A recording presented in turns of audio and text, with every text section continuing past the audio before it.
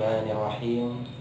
Assalamualaikum warahmatullahi wabarakatuh. Alhamdulillahi rabbil alamin. Wabihi nasta'inu ala umuri dunya waddin. Wassalatu wassalamu ala ashrafil anbiya'i wal mursalin wa ala alihi wa ashabihi ajma'in.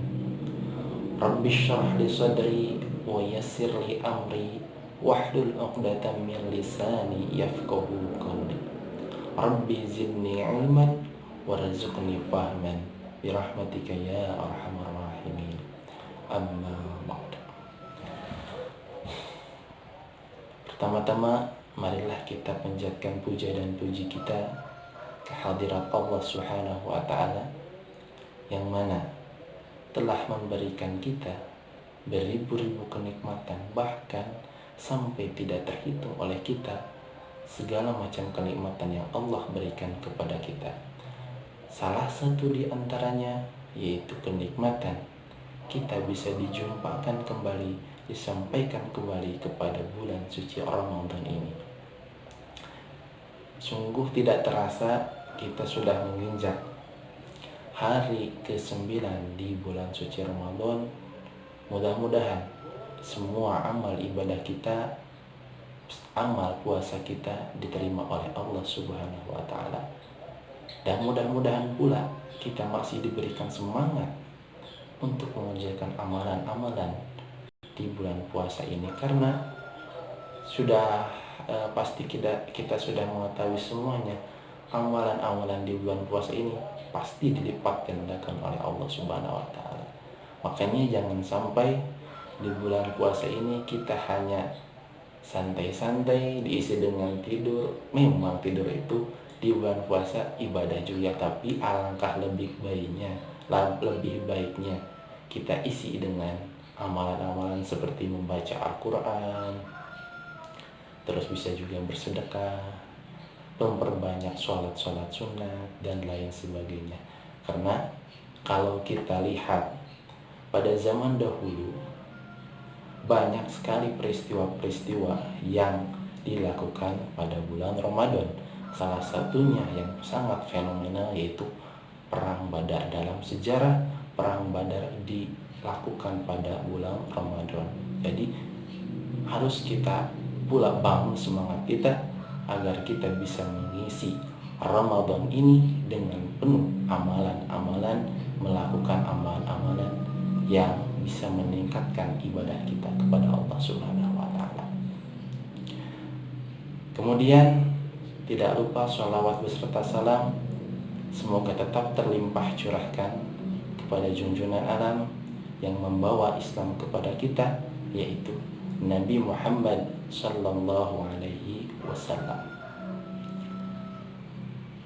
Baik, hadirin rahimakumullah dimanapun Anda berada, pada kesempatan kali ini Bapak akan sedikit membahas tentang pembagian itu hati. Dalam sebuah hadis dikatakan al-qulubu arba'atun, bahwasannya hati itu dibagi kepada 4. Al-qalbu ajradu fihi sirajun yazhu kafadak.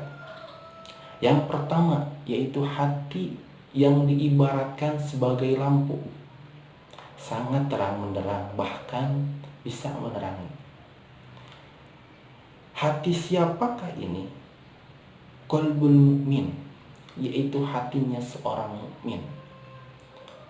Sungguh sangat mulia sekali apabila seseorang itu, hati seorang mukmin yang diisi dengan ketaatan-ketaatan kepada Allah Subhanahu wa taala, maka sampai di dalam hadis ini pun diibaratkan seperti lampu yang terang benderang, lampu yang bisa menerangi yang lainnya.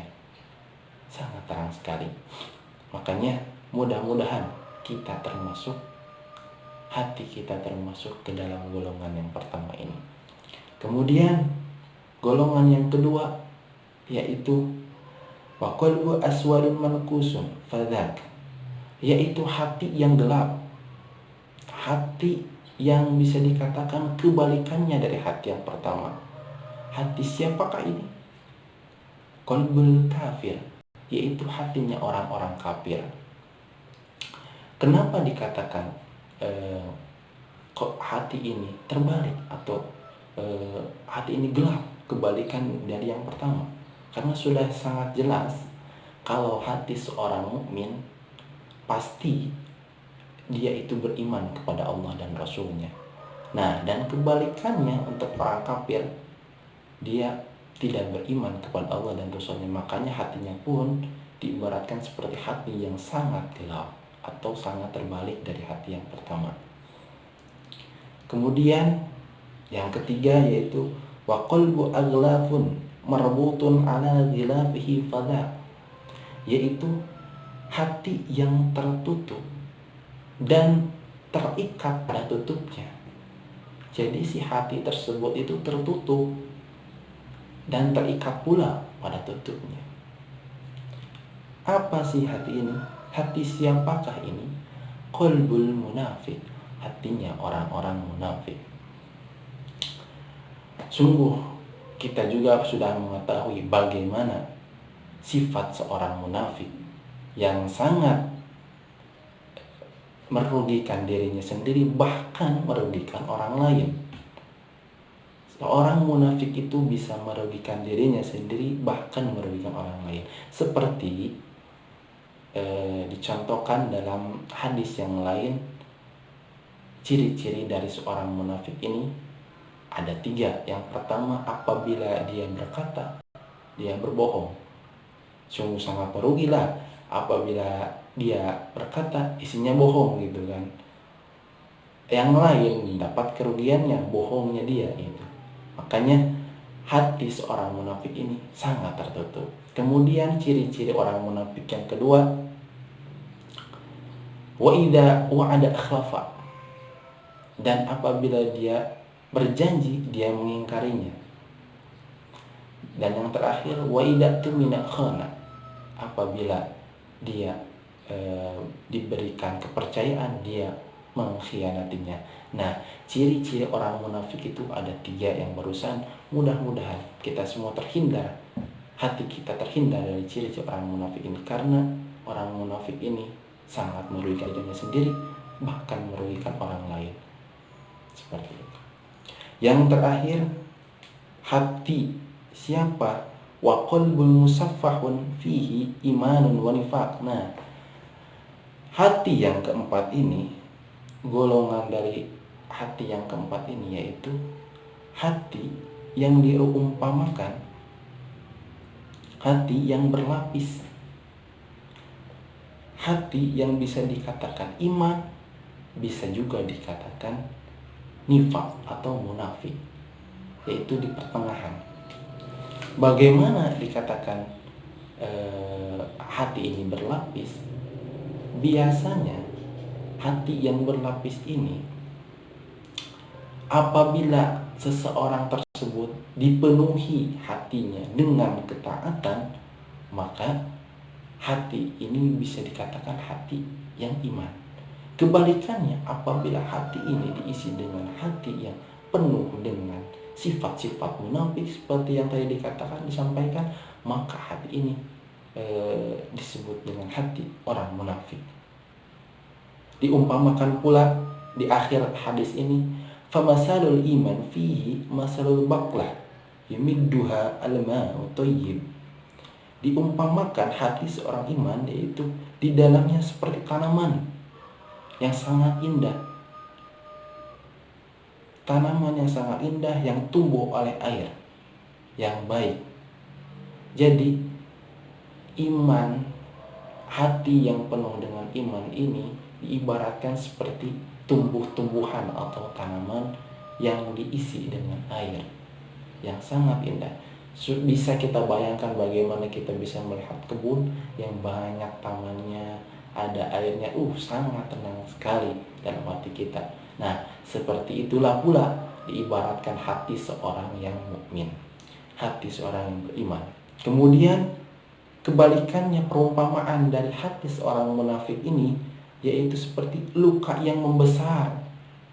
luka yang membesar karena nanah dan air nanah. Kita juga bisa membayangkan bagaimana misalkan dalam tubuh kita ada yang luka, di tangan kita ada yang luka, dan lukanya pun membesar, banyak nanahnya, sangat jijik sekali. Nah, si jijik itulah, bahkan lebih jijik dari itu hatinya seorang munafik. Dan di akhir pula ada hadis ini dikatakan wa ayyul maddataini ghalabat alaihi hukima lahu biha.